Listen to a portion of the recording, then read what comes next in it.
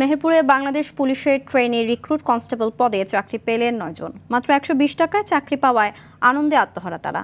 শুক্রবার সন্ধ্যায় জেলার পুলিশ লাইনে আনুষ্ঠানিকভাবে ফলাফল ঘোষণা করেন পুলিশ সুপার মঞ্জুর আহমেদ। মেধা যোগ্যতা পরিচয় দিয়ে এসব প্রার্থীরা চাকরি পরীক্ষায় উত্তীর্ণ হয়। চূড়ান্ত ফলাফলের মাধ্যমে তাদের চাকরি নিশ্চিত করা হয়েছে। পুলিশ সুপার বলেন, নিয়োগের প্রথম দিন থেকে শেষ পর্যন্ত সম্পূর্ণ মেধা, যোগ্যতা এবং স্বচ্ছতার ভিত্তিতে প্রক্রিয়াটি শেষ হয়েছে। সেই নম্বরগুলো যোগ করে আমরা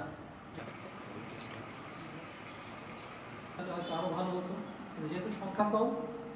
আমার আব্বু আমাদের ভ্যান চালায় আমাদের 2 ভাই বোনের পড়াশোনা করেছে এবং আমি 2025 সালে রিক্রুটিং পুলিশ ব্যাচে আমি 3 দিন সফলভাবে নিজের যোগ্যতায় সফল হয়ে।